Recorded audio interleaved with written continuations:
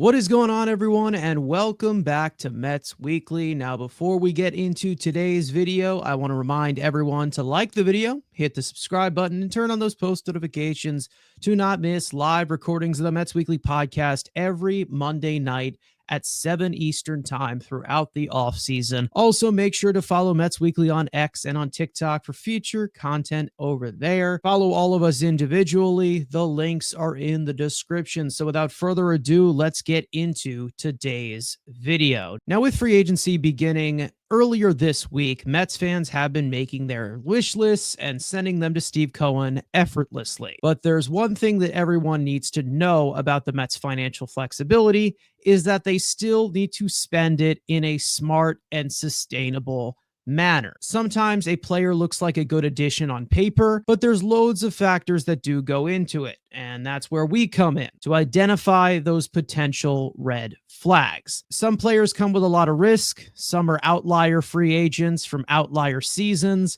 and some just are not great short-term or long-term investments. We know David Stearns is always the great executive that we want spending the money, but yet there are still some players on the market that maybe a couple of years ago you could say were good. Like you said, you've had guys who have outlier seasons.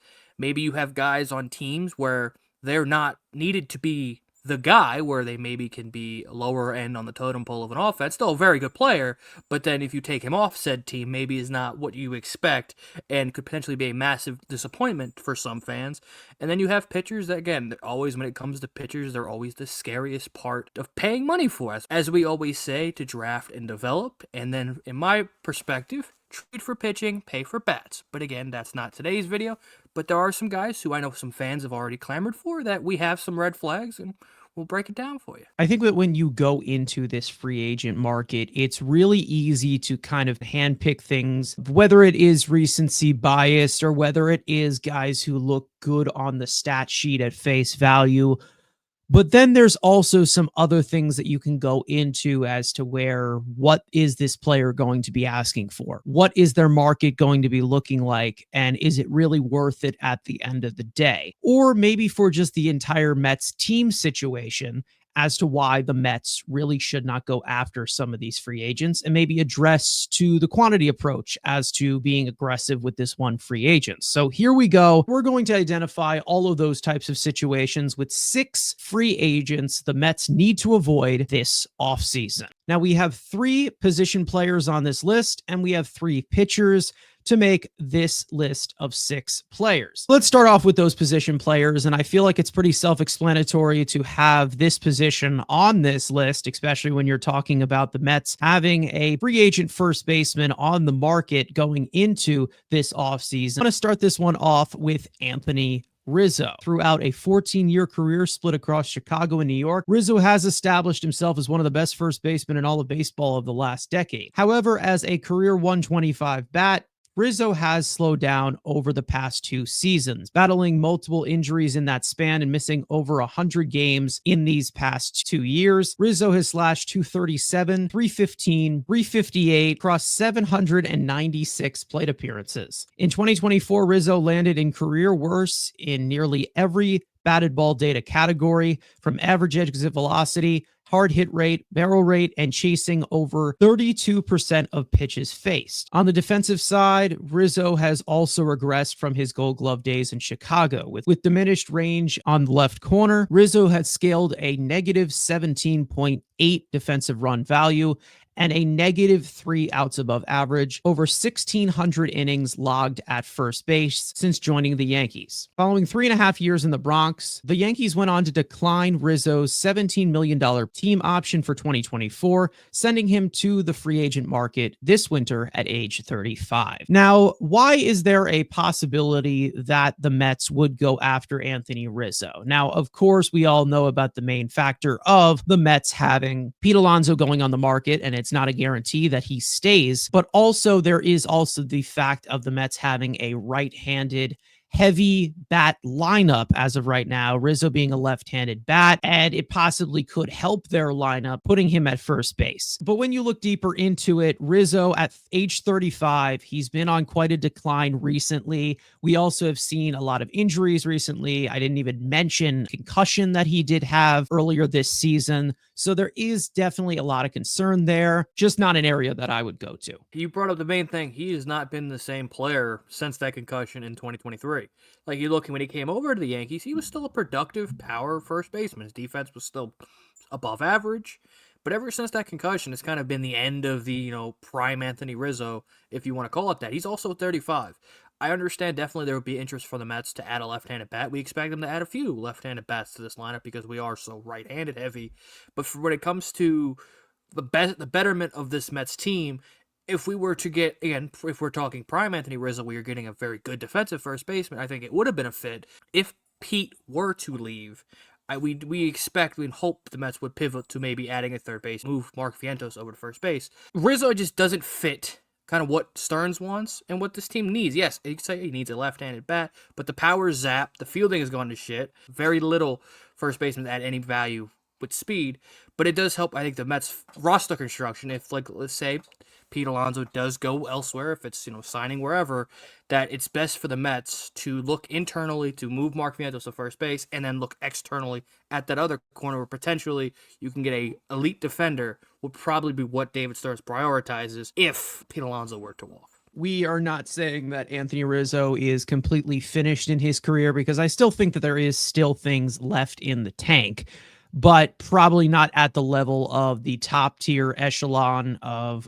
what he once was as one of the best first basemen in all of baseball. It doesn't seem like he's really at that level of, whether you're talking about Matt Olson or even Pete Alonso in that matter. It doesn't seem like Rizzo is on that level anymore. I understand the whole connection between, wanting to have somebody who has played in New York and has succeeded in New York, because Rizzo has had some success with the Yankees, but recently, at the trajectory that he is going, I just don't think it is a really good fit. I understand why people would look at it as a possible quick fix fit, but I would much rather look elsewhere if Pete Alonso were to leave. And speaking of looking elsewhere, I do want to move on to the next guy on this list, and that being another first baseman who is also going to attract a lot on the free agent market, that being Christian Walker. Coming off of a career season in Arizona, Walker has been quietly one of the best first basemen in baseball over the past few years. And since his first full season in 2022, Walker has slashed 250, 332, 481 with a 121 weighted runs created plus across over 1,800 plate appearances in that span, as well as coming off 3 consecutive seasons of 25 homers and 50 extra base hits ever since, tagging that to landing in the league's top 15% in average exit velocity, hard hit rate, and barrel rate, with an 89th percentile bat speed. On the other side of the ball, Walker is one of the best defensive first basemen in the game. Coming off 3 consecutive Gold Glove seasons, Walker has accumulated a historic 39 outs above average and a 3.6 defensive run value across over 3,600 innings logged at third base. As a two-way anchor bat, Walker is going to have a strong market this winter. Although he will test the market with a qualifying offer attached to his name, Walker is poised for a huge payday going into a 34-year-old season for 2025. Now, this is a name that we have seen Mets fans definitely say in our live chat many, many times regarding a replacement for Pete Alonso. I'm pretty much in the same stance of not really anything to do with Christian Walker as a player, even though I don't really like the age of 34 and paying him a multi-year deal as a 34-year-old. But I've also been kind of on that mindset of, if Pete Alonso does leave, I am more in favor of just getting a veteran infielder, and that's it. This offseason, you go and address the outfield, the starting pitching, and the bullpen. I just don't see it as a need, especially when you have a lot of young guys that we know David Stearns wants to give a lot of leeway to, and also Mark Vientos as a possible piece who has proved his worth this year, who could play at first base, which I know that you're on board with me as well, moving Mark Vientos to first if Pete Alonso ends up leaving in free agency. This is probably the one guy of the six that I guess you'd say I'd be happy with of the six. This is the guy like I'd be least mad at, but yet I am still, like I said, on that same wavelength because one, this guy is going to get term because teams are going to look at Pete Alonso, and you know how Scott Boras is. We've gotten to fights. He's looking for term. This is a guy who is a better overall defender, and you could make an argument a better overall hitter than Pete Alonso. Yes, Pete's a better slugger. You could say as an overall player, Christian Walker is a better player. It's not by much, but you can make that argument as an overall fielding incorporated with the bat is statistically close enough. Yes, obviously Alonso's a better power hitter, but teams could look at this and say, hey, but he's still 34. You could see a 4-year deal, maybe even a 5-year deal on the table for some teams, which, again, 23 north, maybe 20 to 23 million per season for a first baseman. Again, we said it. We prefer it, moving Vientos. I mean, I'm okay if you want to move Vientos to DH and then Walker. I mean, again, this is the only guy on this list where I'm like, fine. But again, $20 million to a first baseman. If I'm not doing it for Alonso, I've made it clear I don't want to see a lot of money put into the first base position. Yeah. So again, let other teams go out and pay for him. If David Stern says, you know what, he fits as a good defender, we're going to move Vientos to DH and then let maybe Bronny or maybe sign a stopgap third baseman who's a good defender, then you get great infield defense with you still having the ability to have Vientos as the DH. I'm fine with that, but again, it's $20 million north of probably $20 million a year with some term to a 34-year-old who, yes, the last 3 years have been amazing. This guy was also a journeyman for so many years of his career. He finds a spot in Arizona, relatively solid hitters-friendly park, and you've seen his value offensively flourish. He's always been a pretty solid defender. He's gotten a lot better as he's aged. It's, again, the one guy I'm like, okay, but I think just the resources that we have, especially that there are, obviously, we're looking at an outfield market, like we said, the starting rotation, even though Stearns isn't putting money in the bullpen, but maybe there's Stearns, like we saw last year, at least one decently paid reliever. Maybe it's that. Plus, we need to rebuild the rotation and the outfield.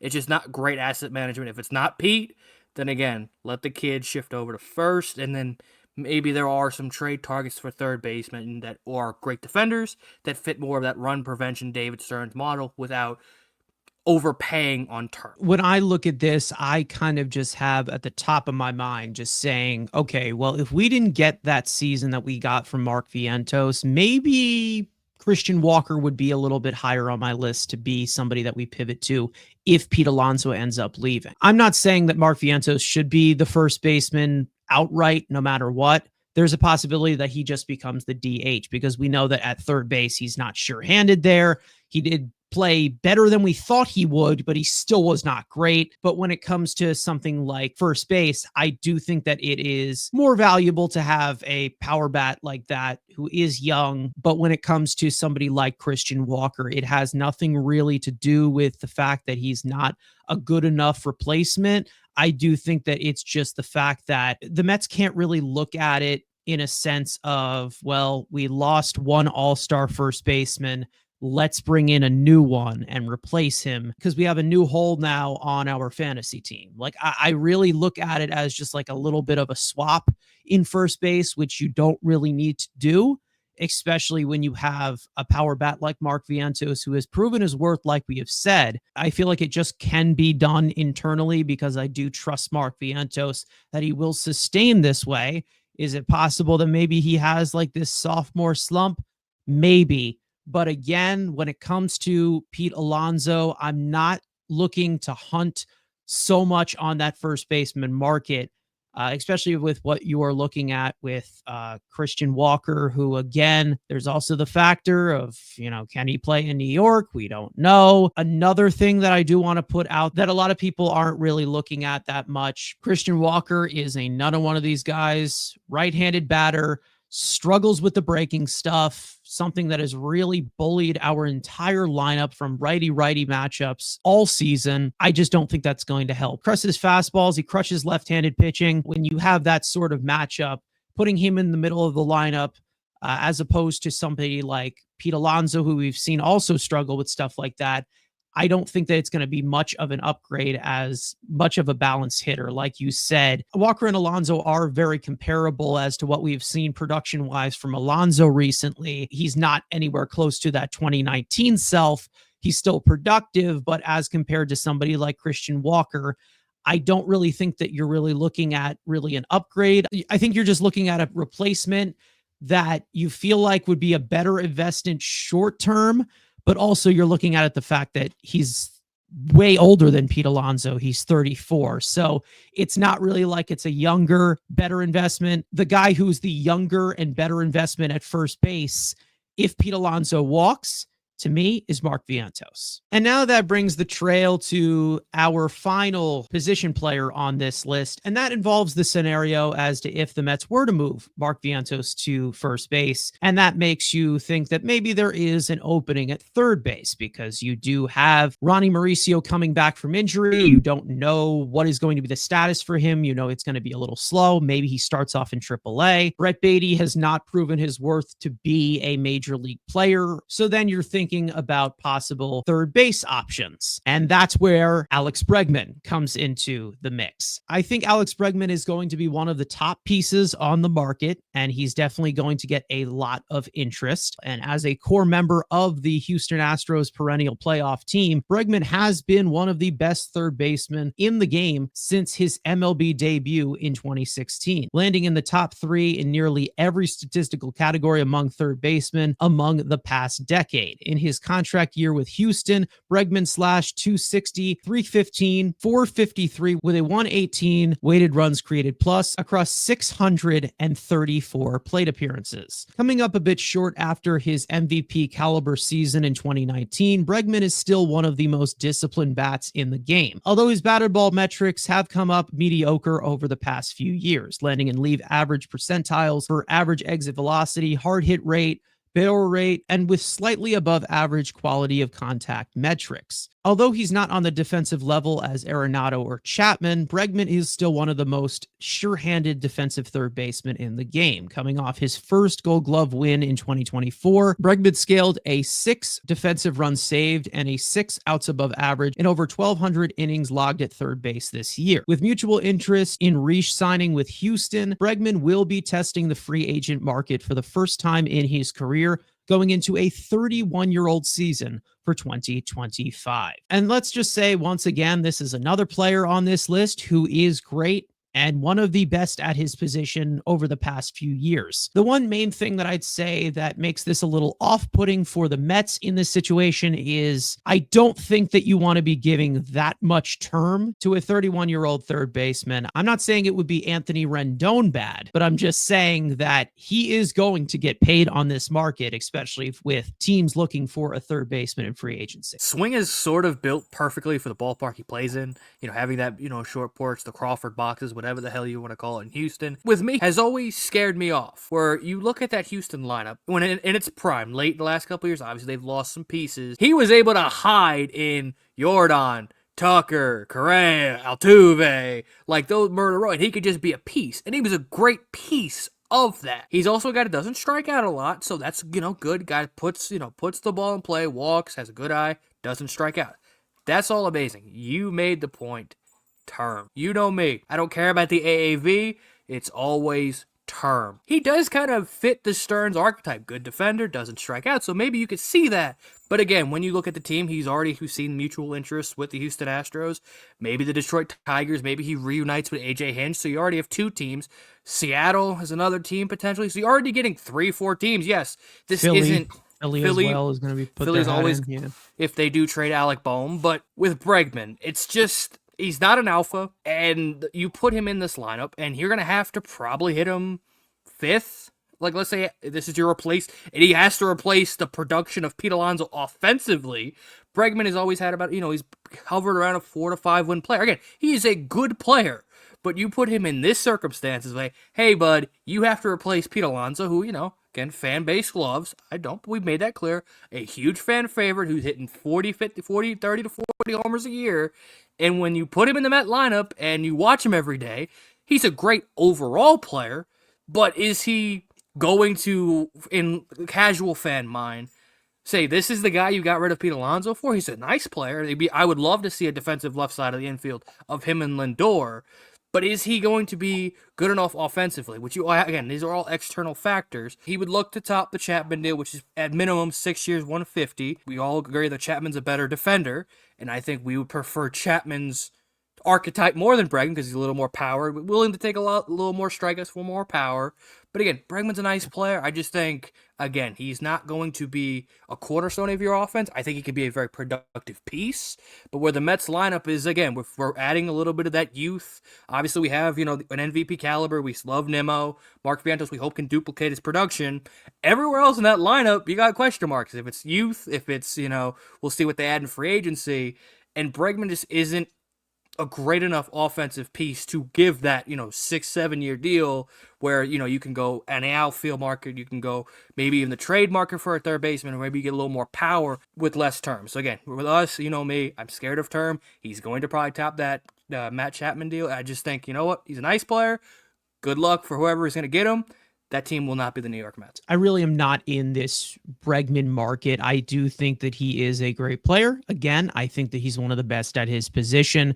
It's not really much of the overall offensive impact for me. I just do think that, again, he falls into that category of another right-handed bat. Feel like they need a little bit more left-handed heavy bat now. Not to mention, like you said, with, Houston being a little bit more of the environment. I just personally don't think the power output is enough for third baseman value at any other ballpark whatsoever. If you were to look at his, expected power numbers, there is quite a stretch. If you're looking at 210 home runs throughout his entire career, 180 of them would have been a home run in Citi Field, which is quite a gap when you look at it. Pretty sure that is the lowest total besides Seattle and Los Angeles. With somebody like Alex Bregman, he's going to have to be a pure pull hitter to get a lot of extra base hits in Citi Field. And when you're looking at something like that of a pull hitter,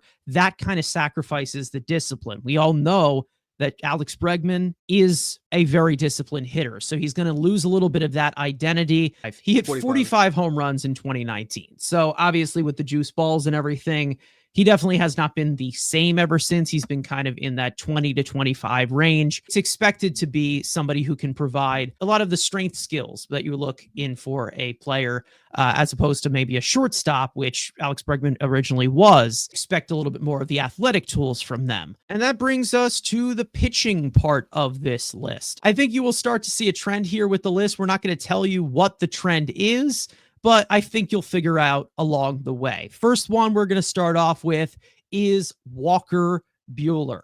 Walker Buehler was seen as one of the up-and-coming starting pitchers years ago, and he has really struggled to find consistency and stay on the field over the past few seasons, while battling multiple upper body injuries and undergoing Tommy John surgery in 2023. He has really not been the same. Amid his return in 2024, Buehler posted a 5.38 earned run average, a 5.54 fielding independent pitching, striking out just 18.6% of batters across 75.1 innings pitched. Struggling to put hitters away and lacking the swing and miss stuff that he once had before the injury, Buehler's command has really graded out to its career worst, while also struggling to throw strikes, leading him to struggle to go deep into games. As a six-pitch right-hander, hitters have absolutely destroyed Buehler's fastball at a 29% usage, with a 50.7% hard hit rate and a 446 expected weighted on base average in 2024, or quality of contact, along with his changeup struggling to create any deception with chases,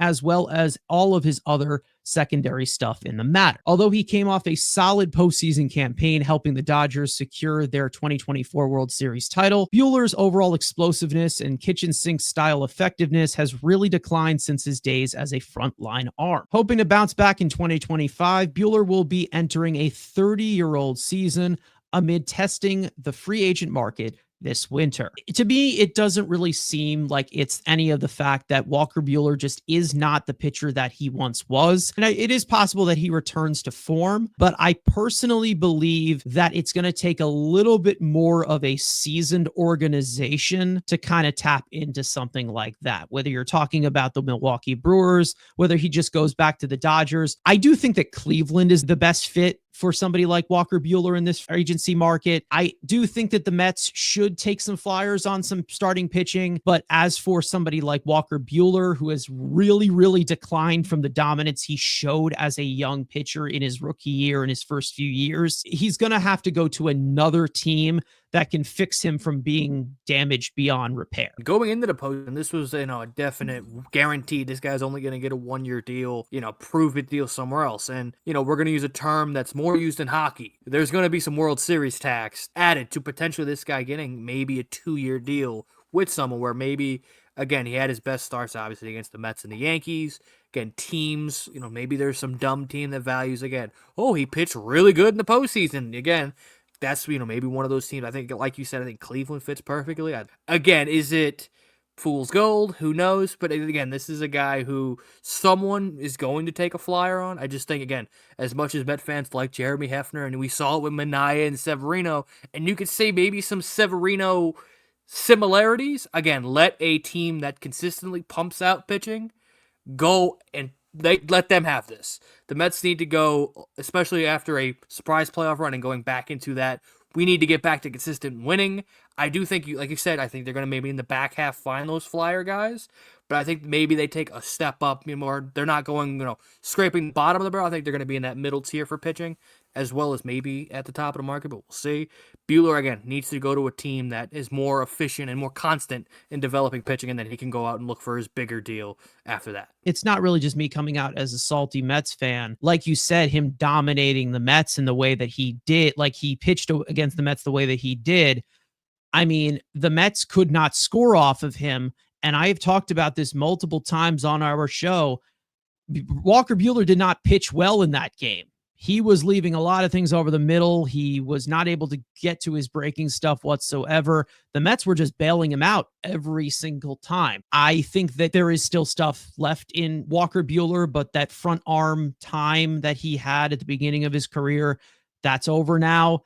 And I just don't really think that this is the one to take the flyer on in free agency. Moving on to another pitcher on this list, Jack Flaherty. Ever since after years of inconsistency and health concerns since his 2019 breakout season, Flaherty had a fantastic bounce back year split across Detroit and Los Angeles. In 2024, Flaherty posted a 3.17 earned run average, a 3.48 fielding independent pitching, striking out 29.9% of batters in 162 innings pitched. Retooling his secondary stuff and expanding the zone better than ever in his career, Flaherty was able to manage contact as well. All 5 of his pitches registered a quality of contact at an above average level, including landing in the 74th percentile in hard hit rate. As a primary fly ball pitcher, Flaherty has been snake bit by the home run ball, but as someone who does not give up many base runners during the regular season, Flaherty had quite a mixed bag of results in the postseason, allowing 18 earned runs in 22 October innings. Flaherty will be testing the free agent market for the second time in his career this winter, going into a 29-year-old season. As for somebody like Jack Flaherty, I do think that there is probably a market out there where he does get paid like the frontline arm that he pitched like for a majority of the season. I don't think that he is worth that. I personally think that he is going to command a little bit more than you expect. And then I also know that Andrew has a little bit of a history with him. If you want to get into that or just go into the actual logistics of what's going on with Flaherty going into this market. I'll sum it up for the Bets Weekly viewers that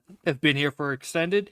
He makes Pete Alonso look like a beautiful angel. I will just leave it at that. If you know, you know. I keep comparing to the Mets guys with Minaya and Severino of he took a 1-year deal with the Tigers, very well with the Tigers, gets traded to the Dodgers, pitched relatively pretty well, is going to look for a term. I don't know if he's going to get as big of contract as potentially Minaya gets, but I do think he finds a way to get some term. There are, again, some scary points for me. Again, this is a guy less than, again, with Baltimore, when St. Louis dumped on the Baltimore, was put in the bullpen, and only in the bullpen for that short Oriole playoff run was in the bullpen in mop-up duty. So this is a guy who was a rookie phenom with St. Louis, was like, okay, this is the future ace of the St. Louis Cardinals, and then just health issues, home run ball, especially being a fly ball pitcher, and it was even in Bush, he would give up some bombs. And then he goes to Baltimore. He takes this cheap prove-it deal with Detroit, and it banks out. Do I think there are teams that will line up? Of course, because again, he's still relatively young for a free agent pitcher. We also saw, which again, it's different in the postseason than it could become in the regular season, but second time a team saw him, there was an explosion offensively. He was great the first time a team saw him, but then you gave him the second time to get a second opportunity at him.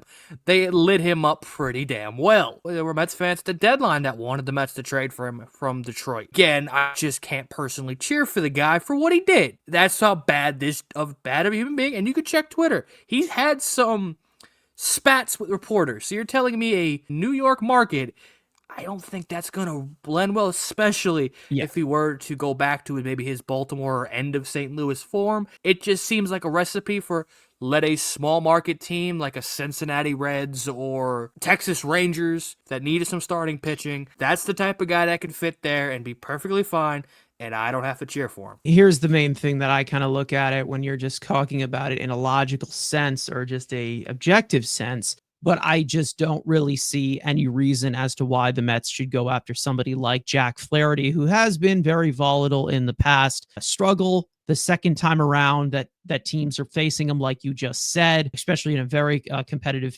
division, especially very offensive heavy division that we are in, such as the Braves, the Phillies, and then not to mention the Nationals have quite a few hitters as well that can kill us. Going to be some key matchups that you're going to have to need him pitching in, and I just don't really trust him to do that. And that brings us to our final guy on this list, and that being a third Dodger in a row, Blake Treinen. After missing all but 5 innings in 2022 and all of 2023 while undergoing right shoulder labrum and rotator cuff repair surgery, Treinen returned in 2024 with his perennial dominance. Across 46.2 innings pitched, he posted a 1.93 earned run average, and even 3 FIP, and struck out 30.4% of batters. With some of the nastiest stuff in the game, Treinen's signature heavy running sinker took a backseat to his sweeper this year, which registered a 42.9% whiff rate and a near spotless 166 expected weighted on base average or quality of contact. Devastating right-handed bats that slashed 174,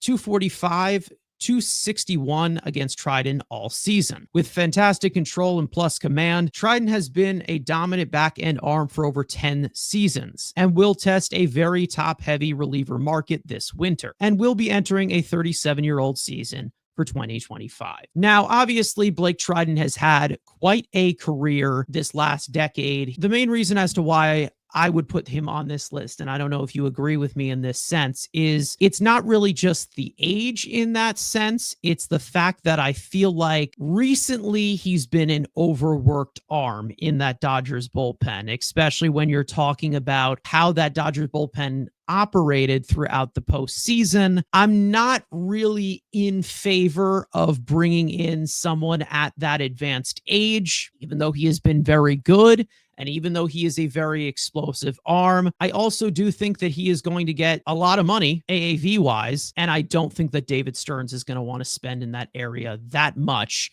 especially when you already have Edwin Diaz, who is making as much money as he is on your payroll. I mean, his stuff is unbelievable. That sweeper, slider, whatever the hell you want to call it, is unbelievable. I mean, his stuff is great. Again, he's 37-year-old guy coming off a ton of injuries. And with that workload, and like you said, it's really Tanner Scott as like an elite arm. Maybe Jeff Hoffman if you want to put him in that conversation. So a team's going to look and say, hey, if they were not to get Scott, I think this is a team and where they'll pivot. And like you said, again, you have Edwin Diaz making a lot of money for a reliever. And I do think if the Mets, I mean, we all know Stearns is going to, penny pinch the bullpen. That's what he is. But I do think there is maybe one reliever that he adds. But I do not think it's going to be for agency. I think he might trade for a reliever. So again, that has a cost controllable number. That's less than what Blake Treinen is going to ask and probably get in this market for a reliever.